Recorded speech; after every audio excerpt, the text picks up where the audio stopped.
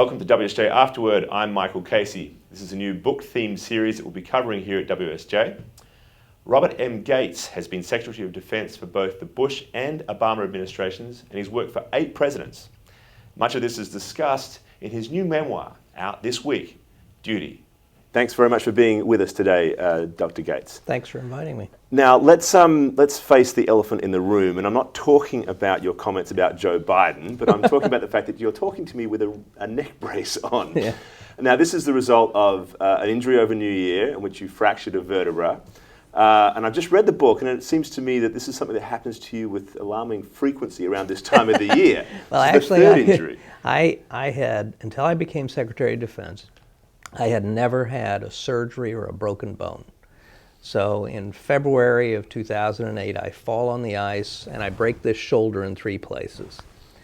About 10 months later, I'm attaching a snowplow blade to my tractor out at home, and I pull the bicep tendon off of this arm, so I have to have a surgery. So after these 2 events, my security detail came to the conclusion that actually Al-Qaeda was not the biggest security danger to me. It was closer to home. It was you. It might also be something to do with the fact that this job was a lot more taxing than you expected it to be. All right, let's get to that other elephant in the room, and that is the fact that this book, it's only been out officially since Monday, but already has ignited quite some controversy. And of course, people are focusing on the fact that you've come out with some fairly harsh criticisms in parts of the book about the Obama administration's handling of the Afghanistan war. And your critics are saying that perhaps you should have waited until the current president was no longer the commander-in-chief in 2017.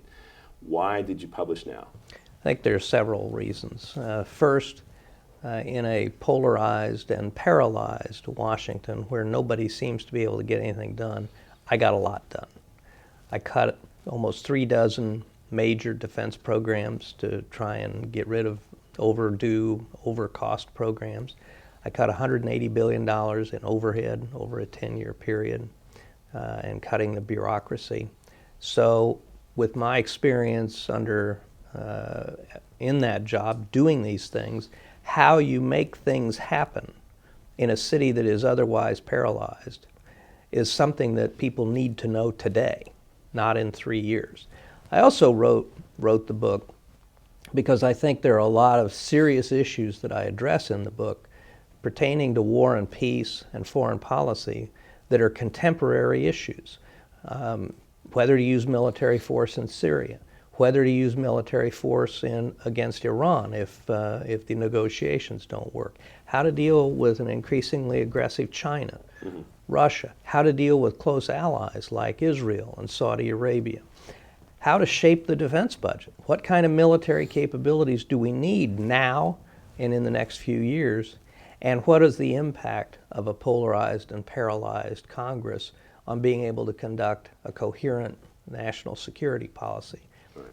I've worked for 8 presidents, and I think I have a perspective and an experience that makes what I have to say relevant to the debates that we're having today, and frankly would be irrelevant in 2007. Right. And I would just add as an aside, for those who think that I should have waited until the president is out of office, I hope they ask the same question of Secretary Geithner, Secretary Panetta, and Secretary Clinton, all of whose books are supposed to come out before Obama leaves office. Well, fair enough. But there is this concern, of course, particularly because of the proximity that you have to the troops, that there is some blow to morale that could come from any doubts cast, and also maybe sort of subverting the chain of command. What do you say to that?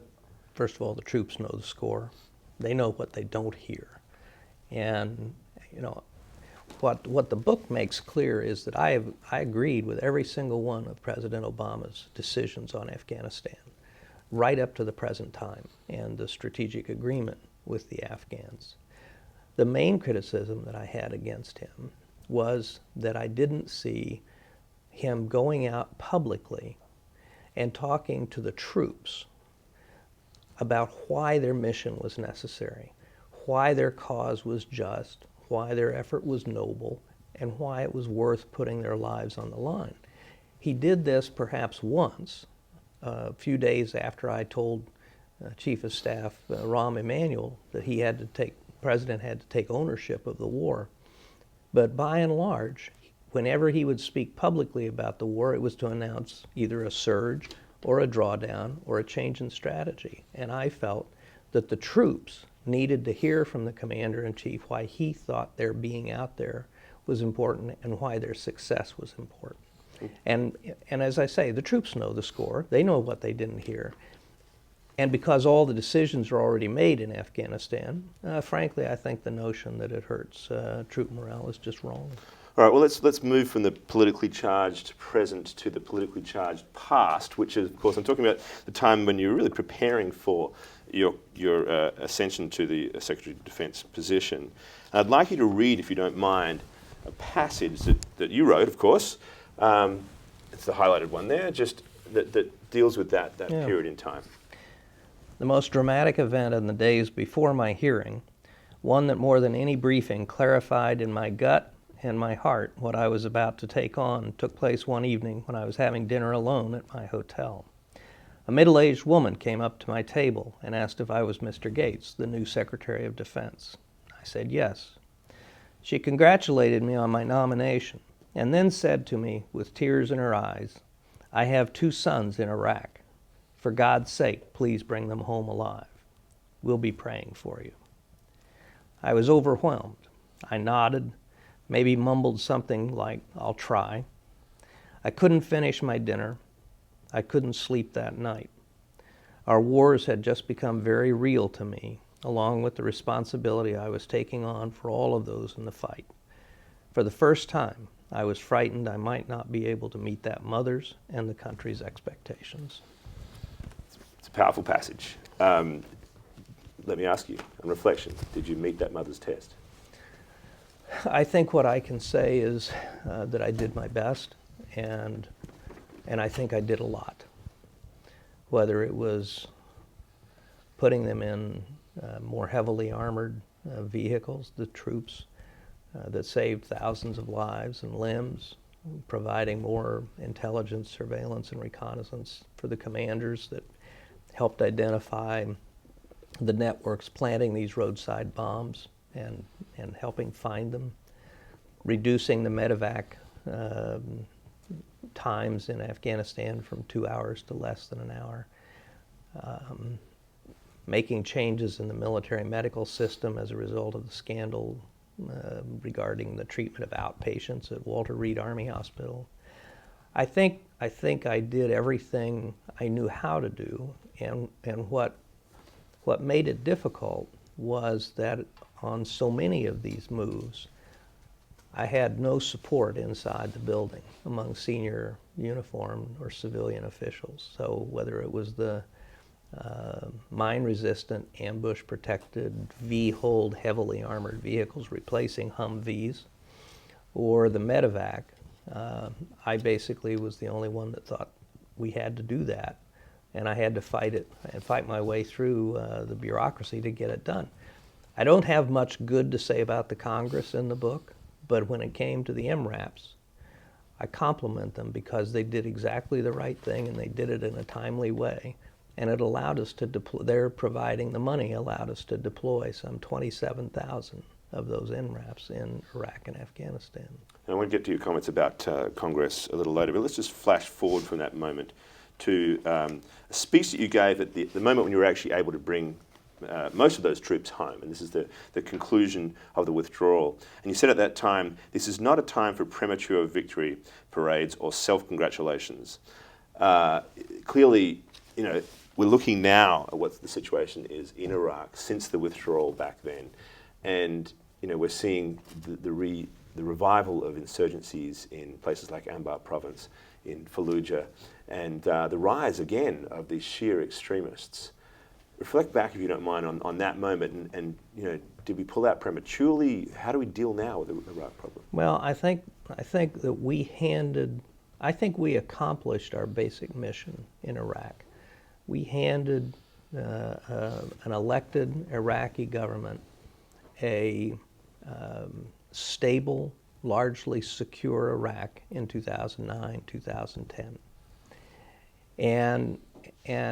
And it was like Ben Franklin's comment in the Constitutional Convention when they say, well, what have you given us? And Franklin says a republic if you can keep it. So we gave the Iraqis a democratic state that was largely stable, and the challenge was for them to figure out how to keep it.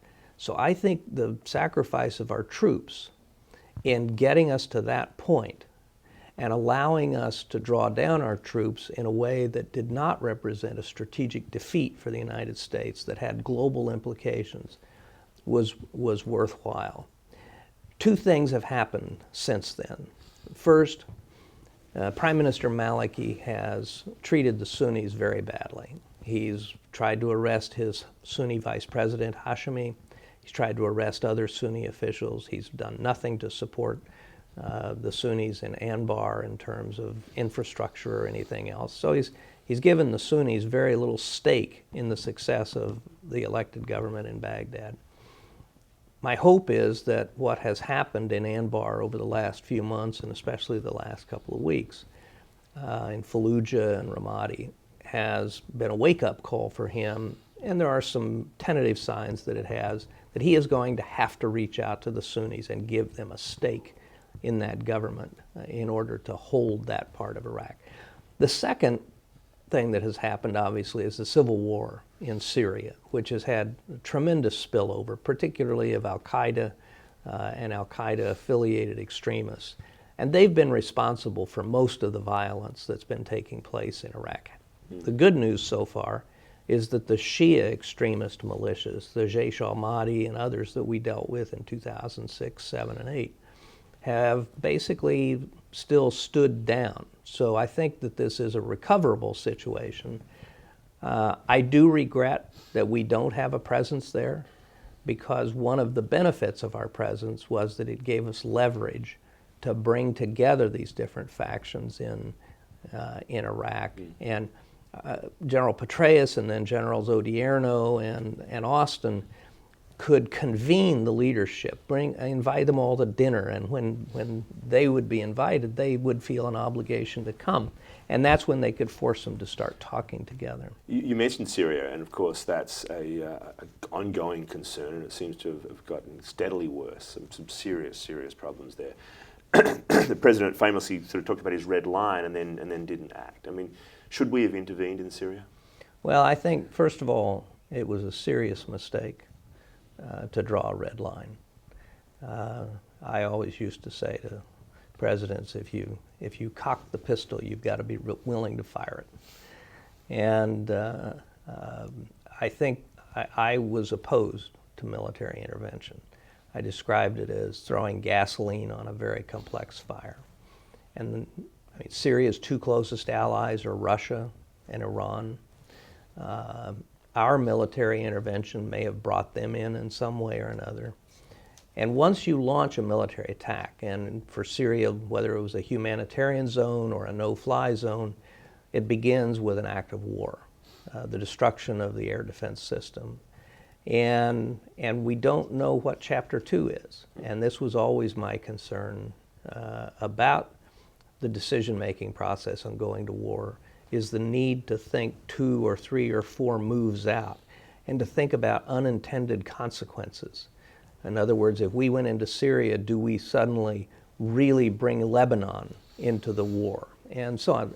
And so I felt, given the circumstances, that an overt military intervention was a mistake. I think the American people, frankly, are sick of war, being involved in wars in the Middle East. Could we have done more in terms of both overt and covert assistance earlier to the opposition? I think the answer is almost certainly yes. So I want to play a little word association with you, and some of the stuff that we've been talking about now will come up in this. So I'm going to throw some words at you and see how you respond to them. Iran. Iran? Iran, yes.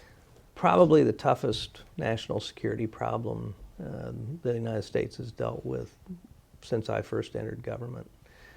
Because other than a negotiated solution, all of the options are bad. If Iran goes forward with a nuclear program, I think it'll have a huge destabilizing impact in the Middle East, probably start a nuclear arms race in the region and embolden Iran to be even more aggressive. A military attack, I think, the Iranians will retaliate, and we get back into this, where does a war go at that point? I think that the administration was right to engage in this negotiation with the Iranians. I think that the Senate's effort to pass additional sanctions now that would become effective now is a serious mistake.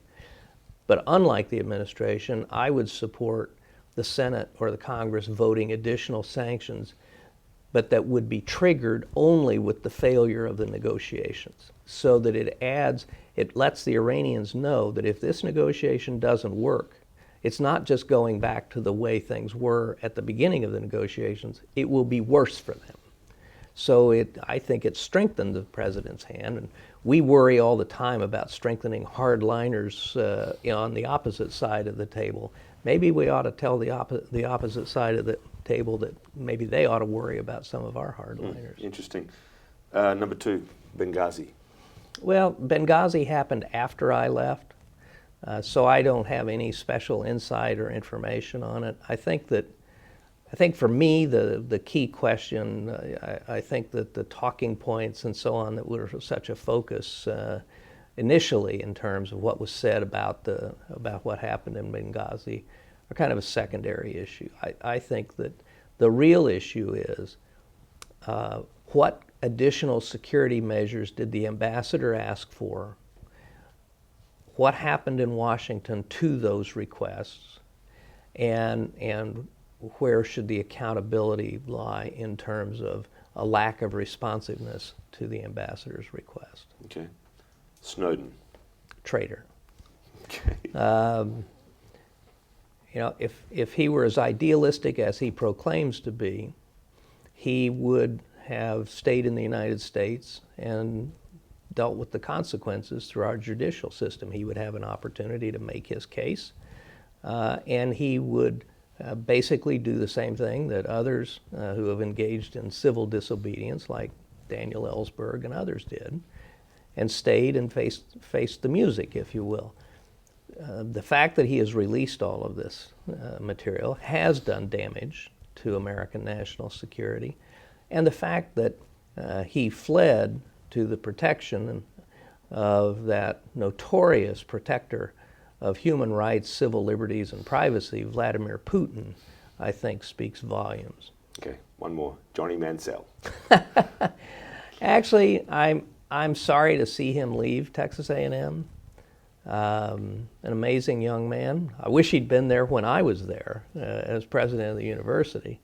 We'd certainly had a better football record than we did when I was there, but I wish him well. Okay. Well, let's get back to the sort of more deadly game of international conflicts. Unfortunately, that's where the conversation tends to focus here. What exactly is the Gates Doctrine for the use of force? I think that one should be extremely careful about preventive war, where you get intelligence reports that an potential adversary is developing certain capabilities, and based on that intelligence, you launch a military action to prevent those capabilities from ever being developed.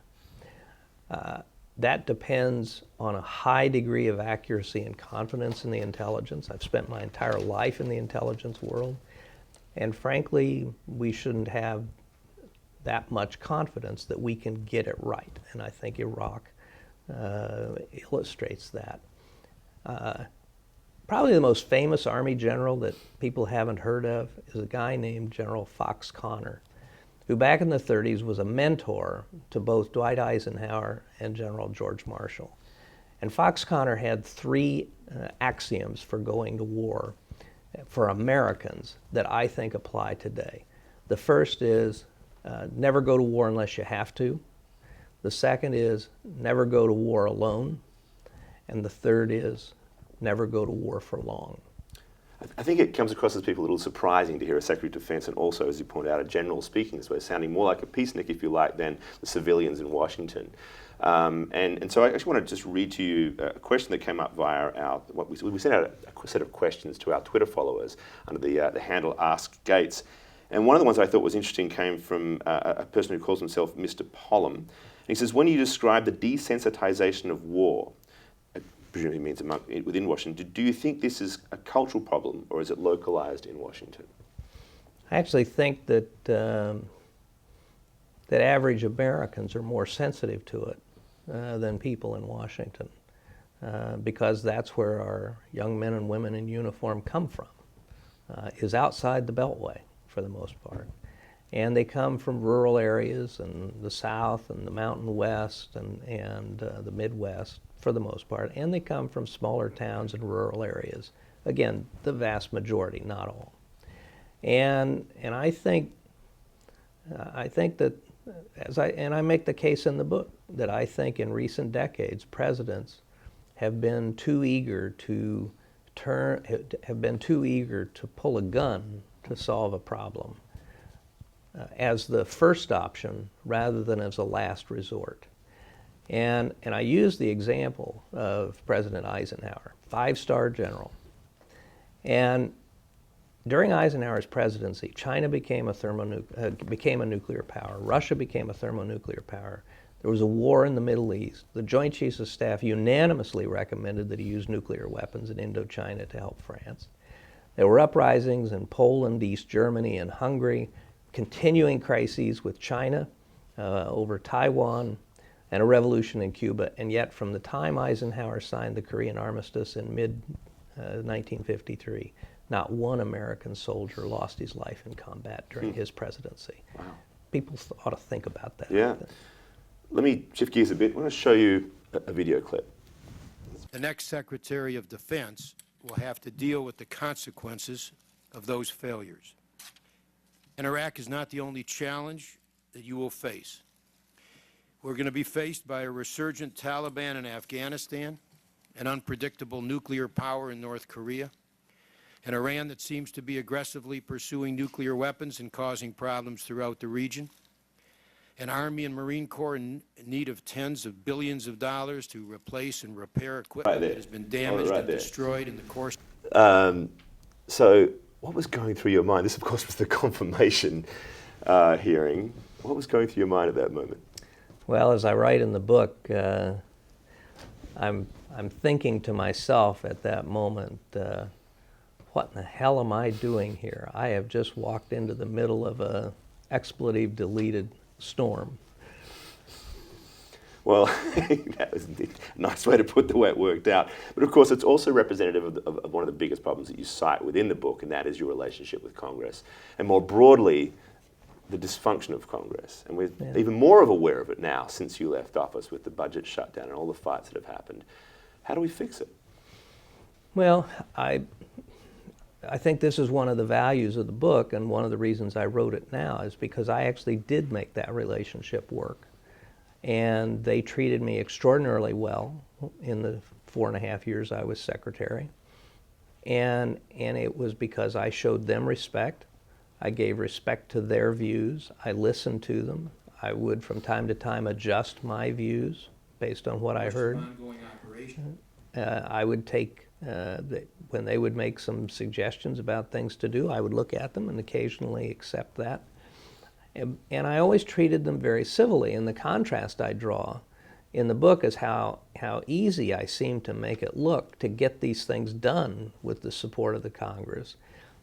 But the undercurrent was, in fact, how difficult it was and how much discipline it took to avoid charging them with all manner of doing bad things in terms of effective governance. But I showed it can be done in a Washington that's as paralyzed as it is. Again, I cut, most of my predecessors, if they were lucky, cut 2 or 3 major military programs. I cut 33. If they'd been built out, it would have cost the taxpayers $330 billion. Cut $180 billion in overhead. and got the Congress to support every single one of those things. I got the surge extended for 18 months in Iraq. So I think that the lesson is, if you have the right approach and if you don't demonize people, you actually can get some Well, things this leads done. me to, very quickly if we can, a question from another Twitter follower who says, this is Donna Sparks, of course, the question is, does he plan to run for president in 2016? Not a Any chance. response? Not a chance. You've had enough of Washington? Actually, one of the lines I've been using is that I was sitting at the kitchen table talking with my wife, and I just happened to mention that maybe I should go back into government again. And the next thing I knew, I woke up in the emergency room with a broken neck and bleeding. So Washington won't be seeing your face again? I don't think so. All right, well, we hope we do at some point, Secretary Gates. Thank you very much for being here. Thank you very much. Right.